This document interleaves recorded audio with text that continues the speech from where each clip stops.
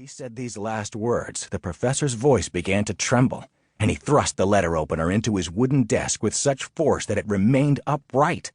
When he noticed Tom's surprised expression, he quickly put the letter opener to one side, cleared his throat, and took another swig from his coffee mug. "Well, right then.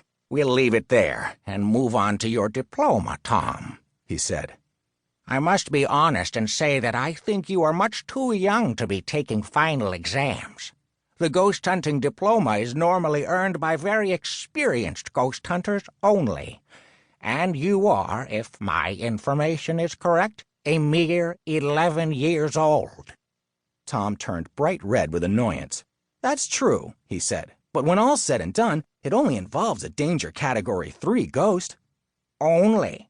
Well, said the professor. "You certainly don't seem to lack self-confidence. You must be aware that this category also includes several extremely dangerous ghosts." "Yes, but they're not that difficult to fight," answered Tom. "And anyway, the only thing I haven't done yet is the field test, identifying and catching an unclassified ghost."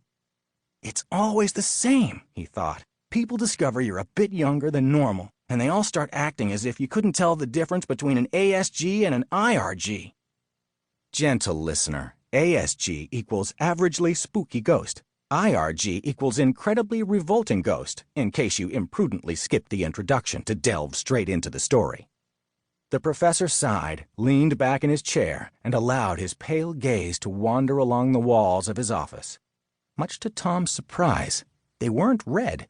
Most ghost hunters choose this color because it scares off ghosts. But Slimeblot's office had dark blue walls. Dozens of framed newspaper clippings hung on them, trumpeting his triumphs in the ghost hunting field.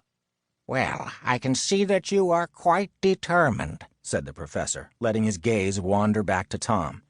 "Have it your way. Presumably you know the basic rules?" For a moment, Tom thought he could see something close to malice in the colorless eyes. "Of course," he answered. "I have to catch the ghost single-handed, but I can choose 2, maximum 3 helpers to observe it and to lure it in." 1, the professor corrected him. 1? Tom looked at him, surprised. "I thought—" "Well, the examinations board has tightened up the regulations somewhat," the professor interrupted him, "at my suggestion." Tom managed to swallow a quiet curse. How was he supposed to explain this to Hugo? "And what's more," the professor continued with a nasty chuckle, "to fulfill your task, you may only use equipment that is listed in the ghost hunting guidelines. Special pastes and invented tools of the kind that our colleague Hyssop likes to use are not allowed. If you rely on those, you will be deemed to have failed." Tom just nodded. He had been expecting this. "Good. Now to the task itself." Professor Slimeblot cleared his throat and opened a slim file. "The ghostly apparition you will be dealing with was reported 3 days ago in a village named Bogpool, about 100 miles northeast of here. The owner of the village's only inn has already been informed that you will be staying there, and you will need a double room. Here is the full address, along with travel directions and a brief summary of your mission." The professor handed Tom a sealed envelope bearing the Ghost Hunting Association's stamp. Tom scanned the summary.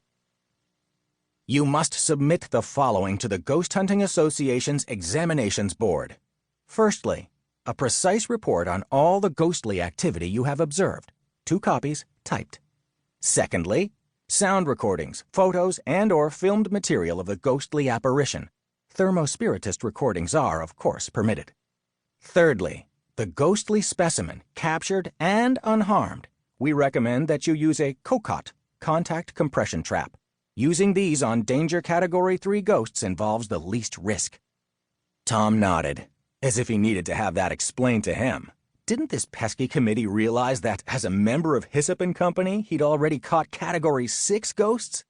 "Anything else?" asked Tom, stuffing the envelope containing his exam task into his backpack.